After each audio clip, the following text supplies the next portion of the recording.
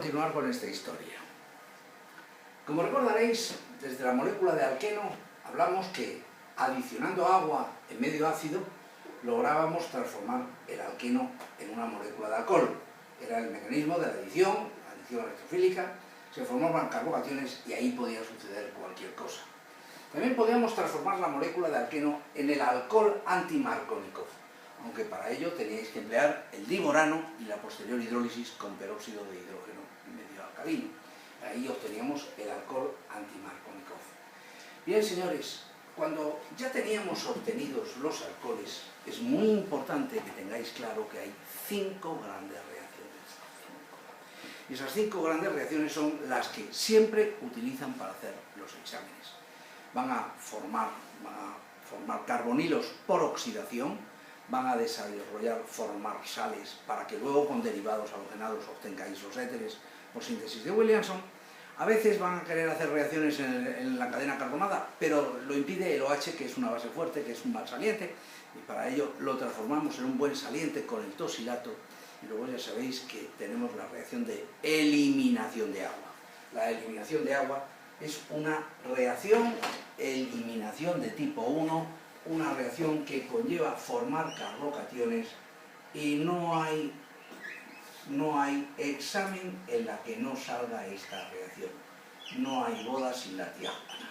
Así que, ojito con esa, hay que controlarla porque va por carbocationes. Transformar los alcoholes en derivados halogenados. Los derivados halogenados sabéis que son unas funciones muy interesantes porque tienen unas reacciones que a su vez son muy interesantes, formar organometálicos, las reacciones de eliminación, las reacciones de sustitución. Pero transformar las moléculas de alcohol en halogénuros se puede hacer a través de 2 mecanismos de sustitución diferentes.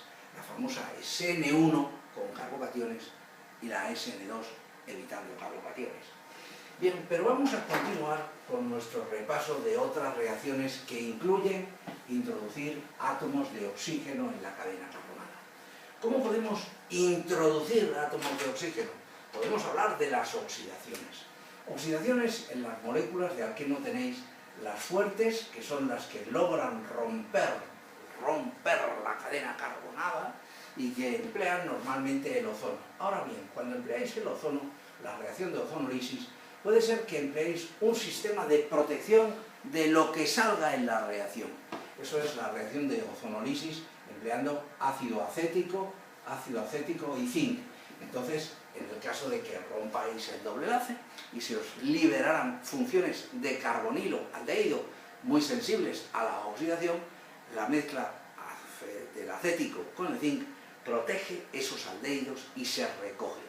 En cambio, si no pusieran la mezcla protectora, yo he visto exámenes donde ponen agua oxigenada como para indicar, no, queremos que continúe el proceso oxidativo. Los posibles carbonilos, aldehídos, continuarían la oxidación hasta ácido orgánico. Bien, son reacciones importantes, aparecen citadas en los exámenes, pero desde luego no tienen el menor color con las reacciones de dihidroxilación y las reacciones de epoxidación. Para hablar de las reacciones de dihidroxilación y de epoxidación, me gustaría emplear otra molécula de alqueno.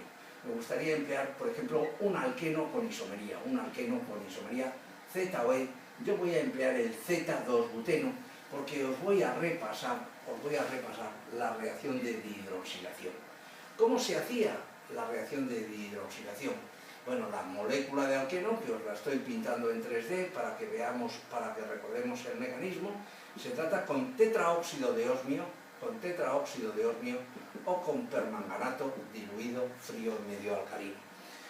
El tetraóxido de osmio es muy caro y muy venenoso, pero bueno, aquí pintarlo en la pizarra no cuesta nada, pero que sepáis que es exactamente igual que el permanganato.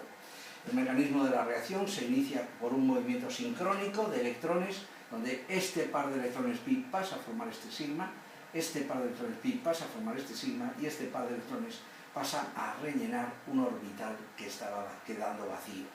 Ese compuesto, esa sal de ácido mangánico o de ácido ósmico, se somete a un proceso de hidrólisis y al someterlo a una hidrólisis me aparece el diol.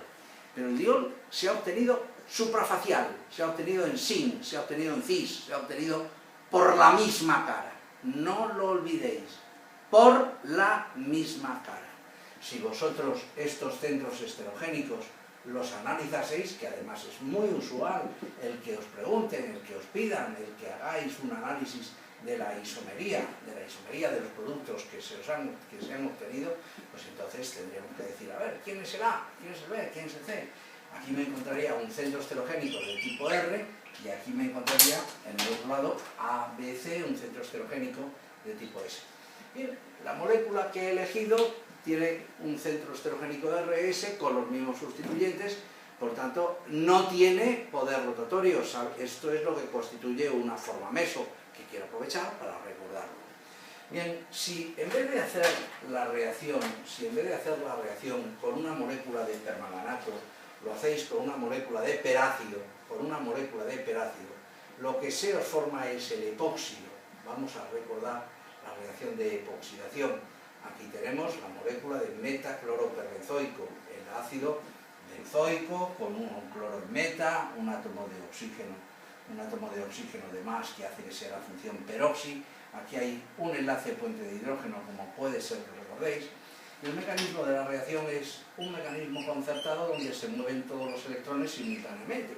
Fijaros cómo este par de electrones viene aquí, cómo este par de electrones viene aquí, cómo este par de electrones viene aquí y cómo este par de electrones viene aquí. Lo que hace un momento era una molécula de peroxiácido, de ácido con función peróxido, ha perdido el oxígeno que se lo ha transferido a la cadena carbonada, mientras que el peroxiácido se ha transformado en un ácido. Este peroxiácido se ha reducido porque la molécula de alqueno se ha oxidado y se ha transformado en un epóxido.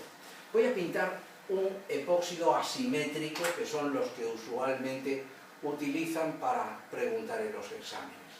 En la química de los epóxidos tenéis que entender que estamos hablando de una estructura tremendamente reactiva, porque tiene una gran tensión por tener un ciclo triangular.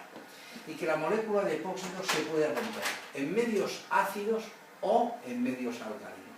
Cuando la reacción la hacéis en medio ácido, la rotura se hace por el lado más sustituido porque se tiende a formar un estado cuasi carbocatiónico, mientras que en medios alcalinos la reacción se tiende a desarrollar por un mecanismo de tipo SN2. No olvidéis que las roturas de los epóxidos se hacen siempre en trans, siempre en anti, y que de todas estas reacciones, las que más le gusta, sin ningún género de dudas, es la reacción de la rotura del epóxido con un organometálico. ¿Por qué?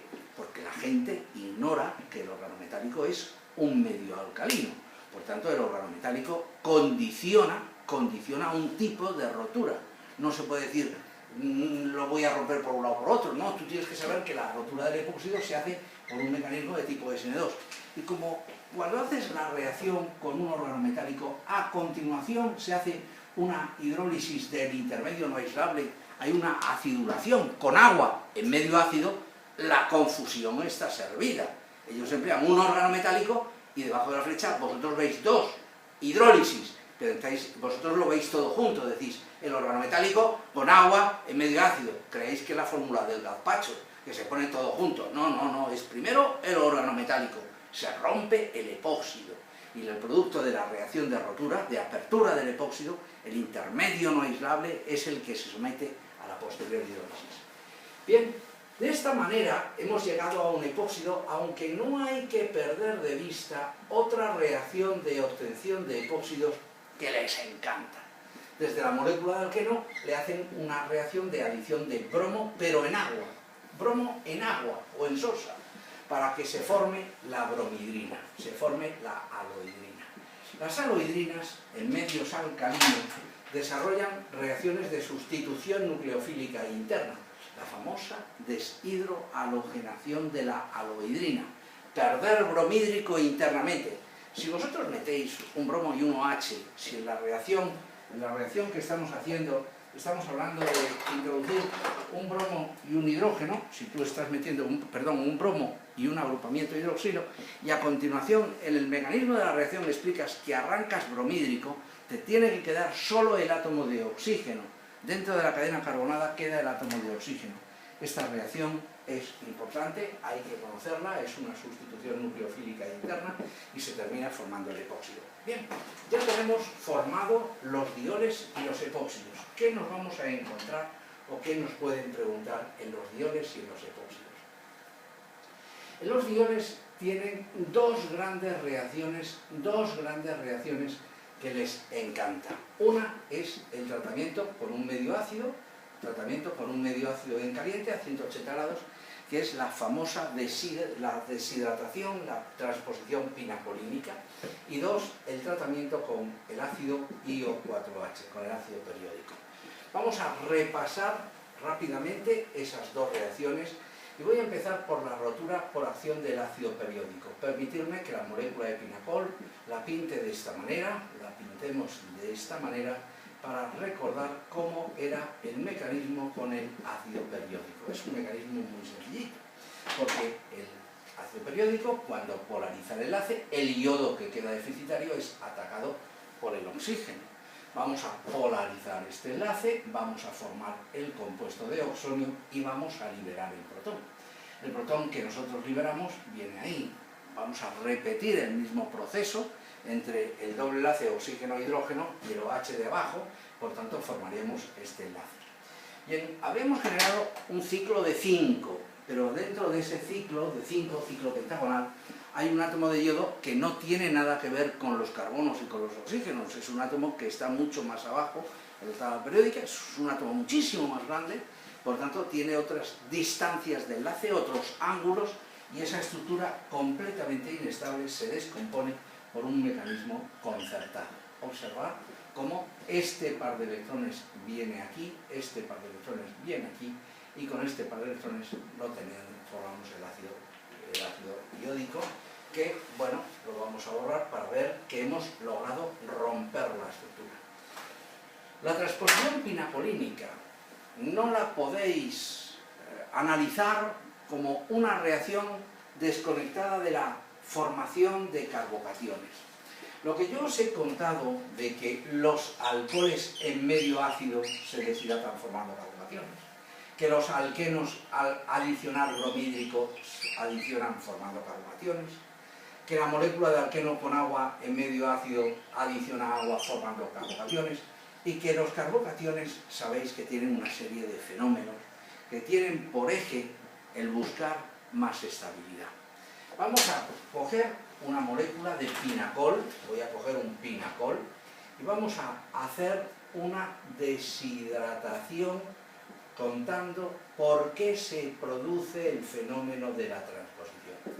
Molécula de diol, molécula que vamos a tratar en un medio ácido. Primer paso de la reacción. Contamos que los electrones del OH al protón se va a hacer la protonación, que se va a formar el compuesto de oxonio y que se va a desarrollar la salida de la molécula de agua. Cuando vosotros sacáis de aquí la molécula de agua, formáis el orbital vacío, formáis el carbocatión. Y tenéis que percibir que ese carbocatión, su estabilidad vendrá explicada y justificada por los efectos dadores de carga inductivos de las tres cadenas carbonadas. Es un carbocatión terciario. Bien, para nosotros, en lo que habíamos visto anteriormente, los carbocationes terciarios eran el no va más. Pero tener presente que ese orbital vacío va a preferir solapar uno de los orbitales llenos del oxígeno, tener un efecto mesómero o resonante a tener los efectos inductivos. Tiene que elegir. ¿Se conformará con los tres efectos inductivos o preferirá el orbital lleno? ¿De dónde va a sacar más densidad de carga contraria? Del orbital lleno. Por eso tendrá que hacer un proceso de transposición. Y al suceder el fenómeno de la transposición, fijaros cómo lo que era un carbocatión terciario se ha transformado en un carbocatión resonante, arrastrarás el par de electrones, formarás el compuesto de oxonio, liberarás el protón y generarás la molécula de carbonio. Bien, señores, estas son las dos grandes reacciones que ponen siempre en el examen.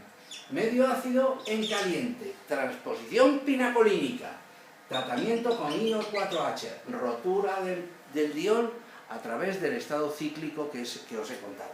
Referente a los epóxidos, en los epóxidos ya sabéis que os van a poner rotura